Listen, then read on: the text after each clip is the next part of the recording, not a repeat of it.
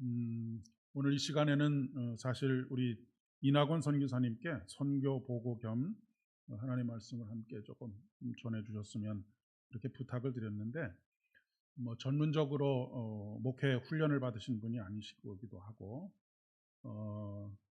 시간 전체를 사용하는 것이 좀 마음에 부담이 있으시다고 하셔서 제가 앞에 조금 간단하게 하나님 말씀 나누고, 우리 선교사님 선교 보고 겸 하나님께서 선교지에서 일하시고 또 역사하신 것들을 함께 나누는 그런 시간을 가지려고 합니다.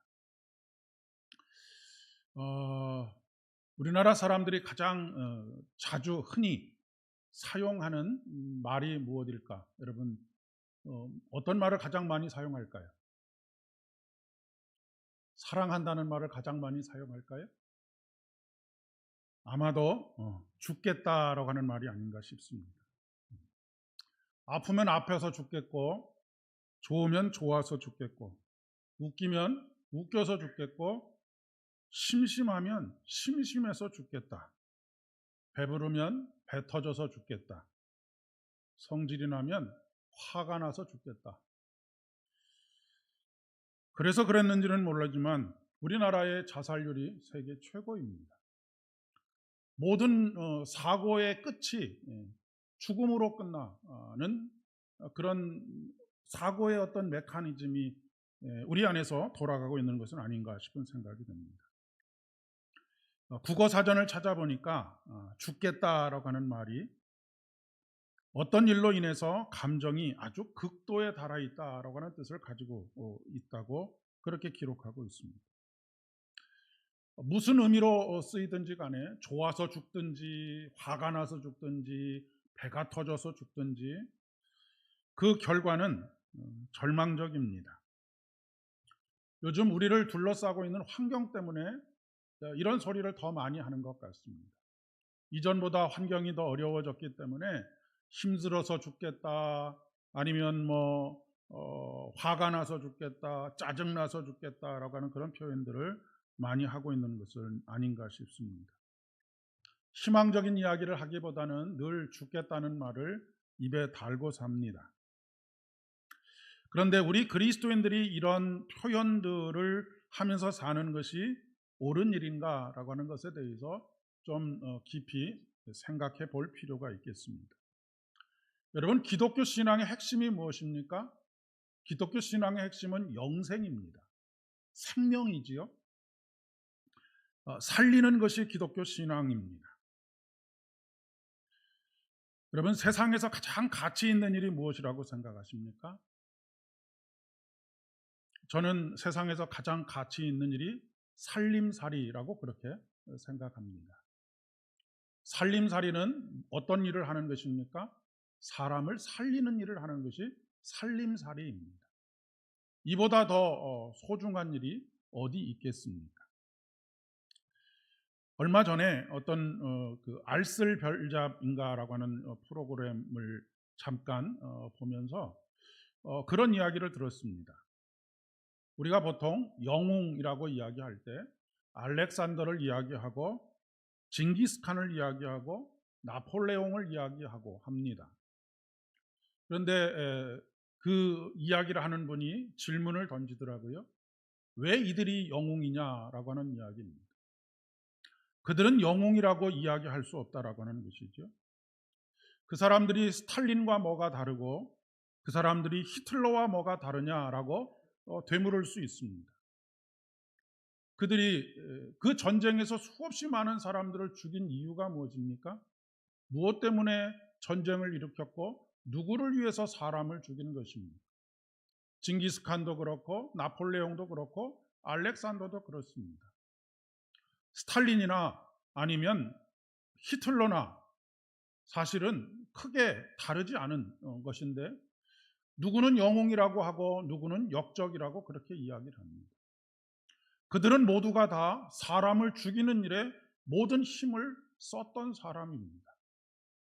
사람을 살리기 위해서 전쟁을 한 것이 아니고 사람을 죽이는 일에 몰두했던 사람들이라고 하는 것이죠.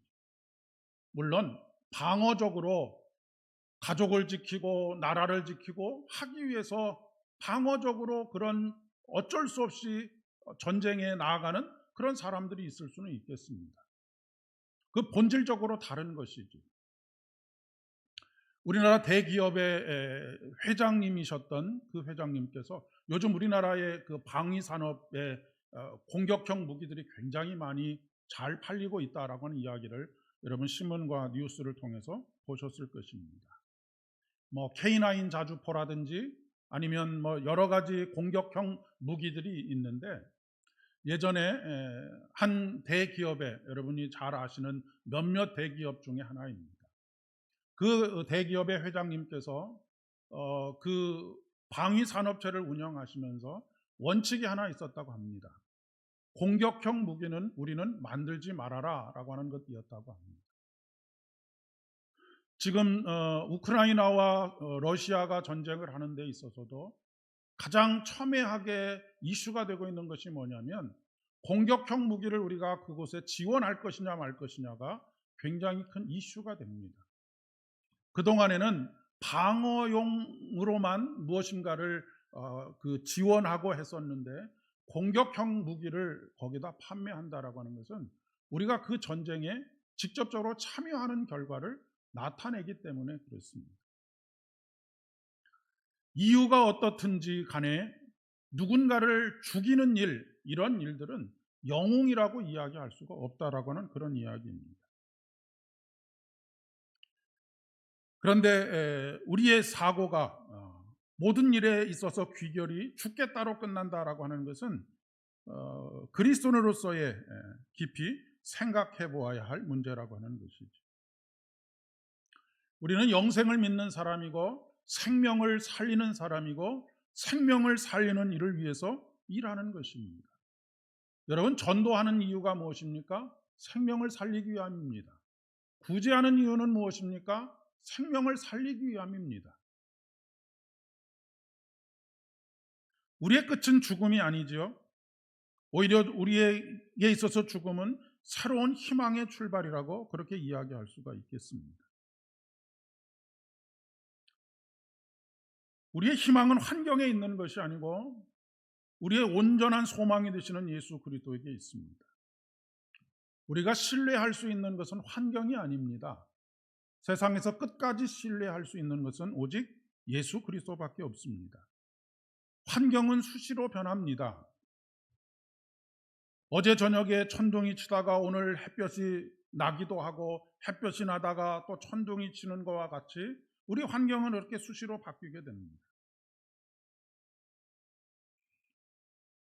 이런 삶의 상황 속에서 사도 바울은 우리에게 항상 기뻐하라, 쉬지 말고 기도하라, 범사에 감사하라 라고 그렇게 권면하고 계시는 것을 보게 됩니다. 잠언 3장 6절의 말씀에 보니까 너는 범사에 그를 인정하라, 그리하면 그가 너의 길을 지도해 주시리라 라고 말씀하십니다. 여기서 너의 길은 어떤 길이겠습니까? 생명의 길을 말하는 것입니다. 오늘 시편 28편은 뭐 명확하게 어떤 상황 속에서 지어진 시라고 하는 것은 나와 있지 않지만 다윗의 시라고 그렇게 명명이 되어져 있습니다. 학자들이 연구한 바에 의하면 아마도 압살롬에게 그 쫓기고 있는 다윗의 궁박한 상황을 이 배경이 되었을 것이다라고 그렇게 이야기를 합니다. 여러분, 다윗의 인생에서 가장 힘들었던 때가 언제일까요? 골리앗 앞에 섰을 때 가장 힘들었을까요? 아니면 수많은 전쟁을 치를 때 가장 힘들었을까요? 언제 가장 힘들었을 것이다 라고 생각이 됩니다. 관계가 힘들었을 때, 그 중에서도 혈육과의 관계가 힘들었을 때 가장 힘들지 않았을까 싶습니다. 다윗에게 있어서 가장 힘들었던 관계가 두 가지 관계가 있었죠. 하나는 장인인 사울과의 관계였었습니다. 사울과는 쫓고 쫓기는 관계였었죠. 또 한 가지는 오늘 본문의 배경이 되었다라고 이야기할 수 있는 아들 압살롬. 이 압살롬은 여러 아들 중에서도 특별히 사랑했던 아들이기도 합니다. 그런데 반역을 일으켰고 다윗은 쫓기는 관계가 되고 말았습니다. 다른 것은 힘들어도 그것은 얼마든지 복구할 수 있는 일이지만 사람과의 관계는, 특히 압살롬도 죽었고 사울도 죽었고 사울의 아들이었고 다윗의 가장 절친한 친구였던 요나단도 죽지 않았습니까? 이것은 회복이 불가능합니다. 여러분, 위로하다라고 하는 이 말의 영어 단어가 뭐냐면 컴포트입니다. 컴과 포트가 서로 결합된 단어입니다. 컴이라고 하는 것은 함께 한다라고 하는 의미이고요. 그리고 포트라고 하는 단어는 진지, 요새, 최후의 보루할 때 보루, 이런 의미를 가지고 있습니다. 그러니까 우리는 어떤 때 위로를 받습니까? 최후의 자리, 완전히 끝까지 간 그 자리에 누군가가 함께 있을 때 우리는 위로를 받습니다. 인간관계가 힘든 이유가 무엇입니까? 이제는 더 이상 나와 함께하지 않는다라고 하는 그런 마음이 들 때 우리는 힘이 들게 되지요. 사울 왕과의 관계에서 이제는 더 이상 함께할 수 없는 관계라고 하는 것, 압살롬과의 관계에 있어서 이제는 더 이상 함께할 수 없는 관계가 되었다라고 하는 것이 다윗을 힘들고 절망스럽게 만들었을 것이다라고 하는 것입니다. 그런데 이렇게 인간관계가 힘들어지면 누구와의 관계도 힘들어지느냐면 하나님과의 관계도 힘들어지게 되어져 있습니다. 사람들 사이에서의 관계 속에서 상처를 받고 사람을 더 이상 믿을 수 없고 내가 모든 것으로부터 고립되어 있다라고 생각이 되어지면 하나님도 그러하신 하나님으로 경험될 수 있기 때문에 그렇습니다. 여러분, 그런데 그 하나님께서 우리에게 위로가 되시는 이유가 무엇입니까? 우리에게 평안이 되시는 이유가 무엇입니까? 마지막 순간까지도 우리 곁에 함께 계시는 분이기 때문에 그렇습니다. 어떤 순간에라도 내가 그분을 포기하는 그 순간에라도, 내가 붙잡았던 손을 놓는 그 순간도 우리 주님께서는 나를 붙들고 계시기 때문에 그렇습니다. 이것이 바로 우리의 위로가 되는 것입니다.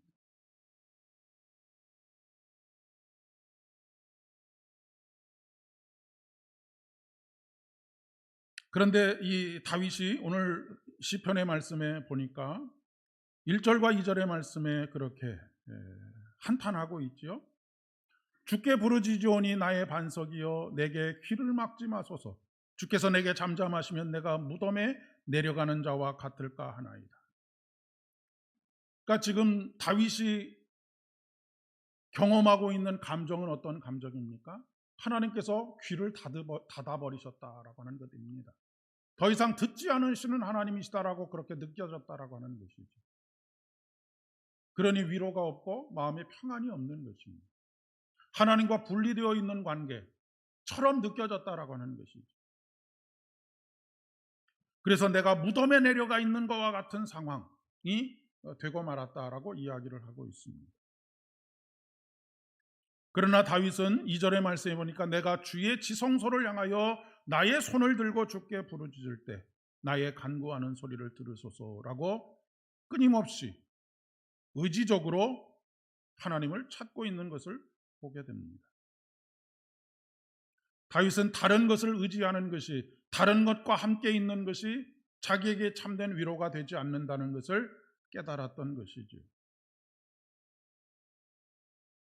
여러분, 해바라기 잘 아시지 않습니까? 해가 지면 고개를 숙이지만 해가 뜨면 어떻게 됩니까? 모든 세포들이 살아나고 꼿꼿하게 해를 바라봅니다. 우리들도 마찬가지입니다. 우리는 주바라기가 되어야 하는 것이죠.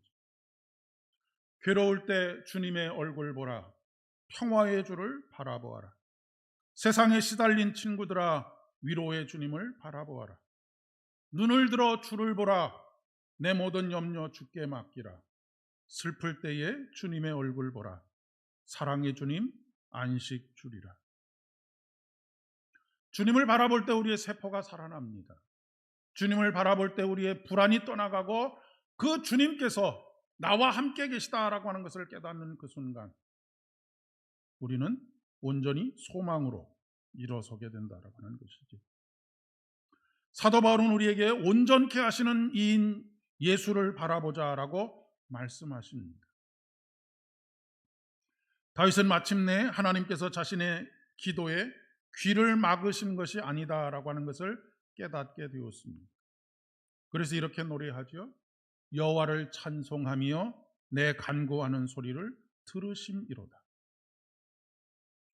사실 그동안 예수님께서, 우리 하나님께서 듣고 계시는데도 못 들은 척 하시는 것이 아니라고 하는 것을 깨닫는 것입니다. 여호와는 나의 힘과 나의 방패이시니 내가 내 마음이 그를 의지하여 도움을 얻었도다. 그러므로 내 마음이 크게 기뻐하며 내 노래로 그를 찬송하리로다. 여기서 중요한 것은 나의 힘, 나의 방패, 내 마음, 내 노래라고 하는 것입니다. 나의라고 하는 것은 나의 상대방이 있는 것이죠. 나와 너의 관계입니다. 나와 너의 관계를 이루어 가기 때문에 평안함과 위로를 받게 되는 것이죠. 오늘 우리를 하나의 공동체로 묶어주신 이유도 저는 바로 거기에 있다라고 생각합니다. 우리 주님께서도 우리 곁에 계시지만 우리가 뭔가 힘들고 어려울 때, 그래, 아무개 장로님이 내 곁에 계시지, 아무개 집사님이, 아무개 권사님이 내 곁에 계시지, 그래, 목사님이 나를 위해서 기도하고 계시지, 이것을 함께 경험하면서 살아가라라고 해서 우리를 하나의 믿음의 공동체로 묶어주셨다라는 것입니다. 그런데 평소에는 그것을 잘 느끼지 못할 때가 참 많습니다. 다윗이 그러했던 것처럼 말입니다. 그럴 때일수록 우리는 의지적으로 더 지성소를 향하여서 우리의 손을 들고 하나님 앞에 기도하는 삶을 살아야 합니다. 이제 내일 새벽부터 특별 새벽 기도회를 시작하게 됩니다. 여러분, 삶의 환경들이 많이 어렵고 힘들지 않습니까? 무엇으로 위로를 받으며 무엇으로 인해서 평안을 얻을 수 있겠습니까? 돈이 조금 더 생기면, 원하는 일들이 조금 더 나아지면? 그렇지 않습니다. 우리에게 위로가 되는 것은 우리와 함께 계시는, 우리의 마지막 저 나락에서도 우리와 함께 계시는 그 하나님, 우리가 날개 쳐서 세상 끝에 가 있어도 그곳에 오셔서 함께 하시는 그 예수 그리스도를 만날 때입니다. 아무쪼록 새벽마다 주시는 은혜대로 저와 여러분의 삶에 함께, 영원히 함께 하시겠다고 약속하신 그 예수 그리스도의 은혜를 매 순간 누릴 수 있기를 진심으로 축복합니다. 기도하겠습니다. 하나님, 감사합니다. 더욱더 크신 은혜 베풀어 주시고 주의 진리의 말씀과 위로의 말씀과 평안의 말씀으로 우리를 더하여 주시옵소서. 예수님의 이름으로 기도드립니다.